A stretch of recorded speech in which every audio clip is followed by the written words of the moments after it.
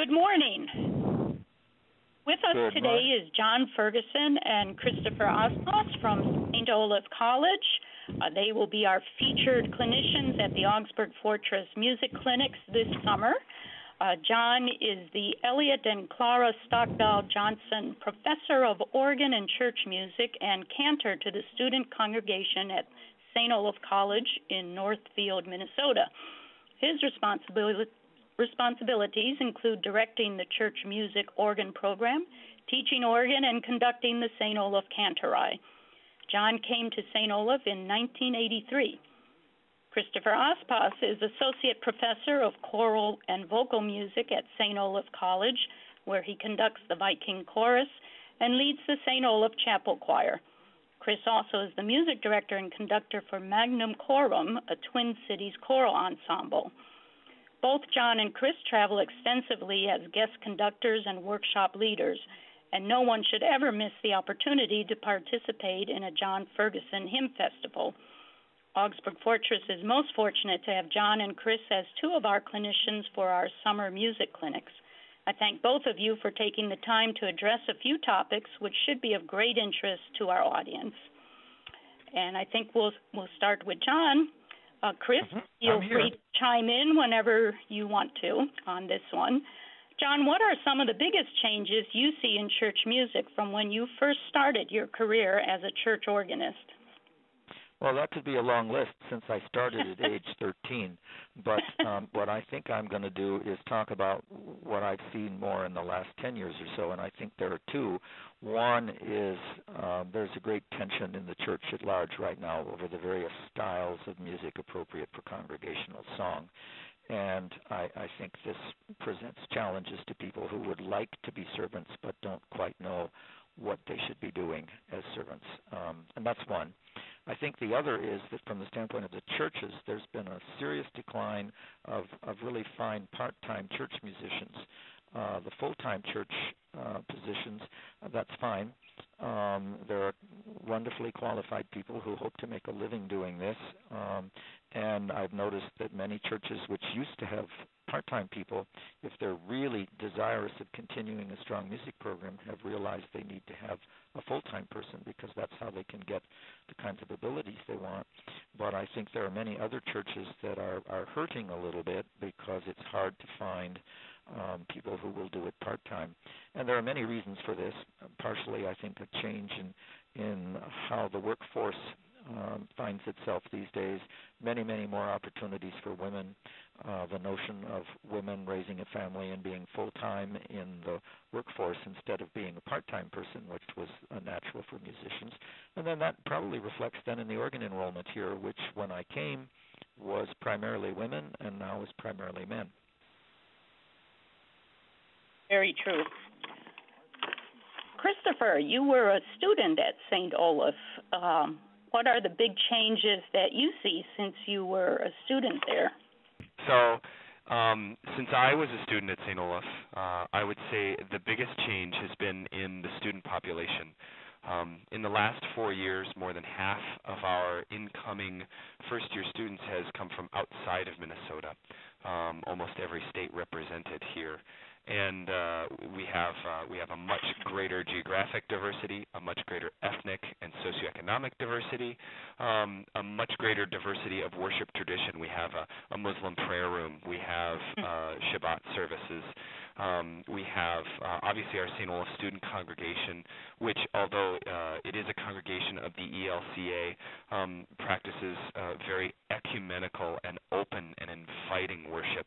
And it's really actually contributed to, I think, a much more vibrant worship experience and a much more vibrant community experience. As far as that community goes, that diversity is also trickling up into the faculty, where we're seeing many faculty from in all disciplines coming to a place like St. Olaf who might not have looked before. I just served on a committee with a young second-year professor named Devyani. She's from India, and she's contributing wonderful things to our women's studies program. It's a community that celebrates our traditions, but is certainly innovating in many ways through the kinds of students and the kinds of faculty and staff that we're drawing. Excellent, and that sort of segues into our next question. How much of what happens at St. Olaf is influenced by the church at large, or do you exist in a little liturgical spiritual vacuum? Well, I think the first thing to say is that the whole college exists in a vacuum, as I think most colleges do, especially colleges that are residential schools in smaller towns. And so it's not just what happens in our worship life. For example, we have a few right now absolutely wonderful composers, students writing for choirs, and yet what they're writing is for what one of the college choirs could sing, not what a church choir could sing, because they're living in a vacuum, and they know they think in terms of a choir as the St. Olaf choir, and that's what they write for. And since this stuff is wonderful, but I don't think very many church choirs could tackle them. So I think that's what's going on, and it's reflected also in our church. We live in a vacuum, but I think we are very intentional in trying to be aware of what's going on in the church at large, and certainly some of the same issues face us, and Chris is talking about that when he says that we are so very much more diverse, and I think that's true with many local congregations where what I read suggests that when people move to a new town, they don't necessarily look for a Presbyterian or a Lutheran or a whatever denominational church because that's what they belong to in their previous home. No, they look for the church that meets their needs, whether it's Presbyterian or Lutheran or Methodist or whatever that might be. And so, in that sense, we're very much more ecumenical, probably a little more free in our worship practice than you might find in most Lutheran churches.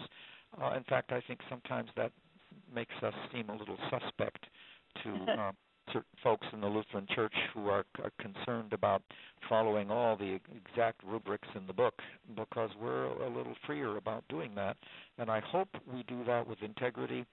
I hope that the kind of wonderful ecumenical percolation that goes on in our worship planning might actually prove to be a good model for people to use elsewhere. Excellent. Boy, we could have a lengthy discussion about that.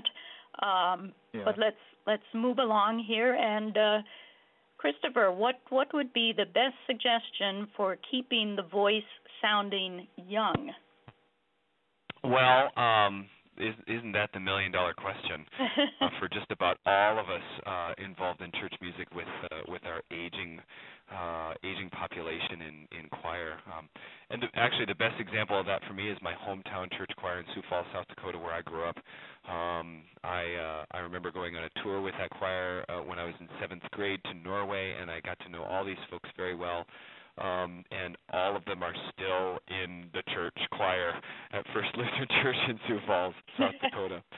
All of the research that's been done, and there hasn't, unfortunately, been a lot. But the research that has been done has really said that the greatest thing we can do to keep our voices healthy and sounding young is to keep our bodies healthy and active. It's actually the things that we do outside of the rehearsal that are surprisingly the most influential. So doing some cardiovascular exercise, keeping as many of our healthy levels in check as possible is really where it starts. Keeping an active respiratory system. So exercising, swimming, walking, any level of really kind of doing is the start. After that, using that voice for some kind of song every day is probably the next best thing. For most of us in a church choir, we show up on a Wednesday or Thursday night and we sing for an hour, and that's probably the only singing that we do unless we're humming along to something in the kitchen or in the car. And then Sunday morning, and to expect that our voice, as we grow older, will act the same way as when we were in high school singing every day or college most days of the week. It's like asking a runner who doesn't ever get out and take a few laps every day to go run a marathon. So I remember Alice T. Larson, who used to work here at St. Olaf College and became my grandmother's church choir director. She told my grandmother and all of her singers that they all had to do some stoplight singing. So when they were parked at a stoplight, they had to buzz their lips and hum and whir and ooh and make all the silly sounds that you can make in the comfort of your own car with the windows rolled up. And I remember hearing the difference between when Alice T. showed up with that choir her first year and the very next year when I went to sing with Grandma at Christmas time. It was a night and day difference, and I think a great deal of that was that these singers were using their breath every day. They were making singing sounds every day. And I think there was a renewed vigor for making singing a part of that everyday life. Excellent. Stoplight singing, that's a new one. Yes. Yeah. If people are singing in community choirs more than ever, why are we seeing so many church choirs with only 10 or 12 members? I'll let John start with this. I think the core of it is challenge.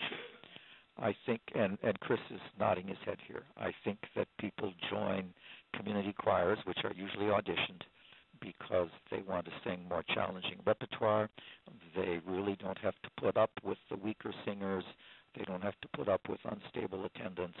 And I think there's a little bit in our culture right now which is stronger than it was, and that is a kind of narcissism which says, what's in it for me? And I think the church at large, our local pastors, have not done a very good job of helping choir members to understand how valuable they are to the life of the church and its worship. And so we don't sense that this is so significant or important. And so that's another thing that contributes to this decline. I also think that the same thing that is happening with medium-sized churches that can't afford a full-time director is happening with conductors as well as the organists. And so we are finding people who are perhaps not quite as skilled to lead and energize the choir, inspire the choir. I think sometimes also there's a concern that, oh dear, I probably can't challenge my people too much or I'll lose them. And so sometimes I think we're a little afraid to really challenge them. My experience before coming here and doing church choirs was that I always challenged them. And that meant that some people decided probably they didn't want to sing, but it also meant that many other people decided, hey, this was worth committing to. They understood the servant role, but they also knew that they were going to have to work hard, and they liked that. So I think those are some things which occur to me. Now, I think Chris should talk about this because he's doing with Magnum Chorum one of the auditioned choirs in the Twin Cities that are exactly what we're talking about here. I guess I'm in the hot seat. Well, and to talk about, just to share briefly, Magnum Chorum was founded by St. Olaf alumni 20 years ago, and has opened its doors to singers of all types. We rehearse once a week. We perform 4, 5, 6 big concert programs or collaborations a year. And it's auditioned, it's select. And I would say probably of the 50 members, roughly half are involved in church music, either as singers or as church musicians themselves, organists, pianists, conductors, paid singers. It is challenging. One of our missions is actually to support sacred music in the church, and so we do go around and sing at various congregations throughout the year, Sunday morning services, Lenten services, in an effort to share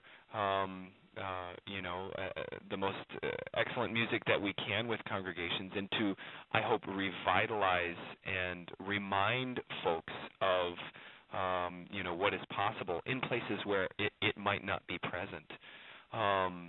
I agree with John about the level of support, and from my singers and my colleagues who are church musicians, this is the thing that I hear.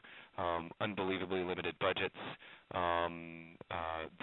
There's not a lot of there's the continuing ed money has dried up. The access to resources is really challenged here for especially the part-time church musician, which is the role that I served as before coming to St. Olaf since 1995, was as part-time church musician for ecumenical congregations, Presbyterians, Lutherans, and the like.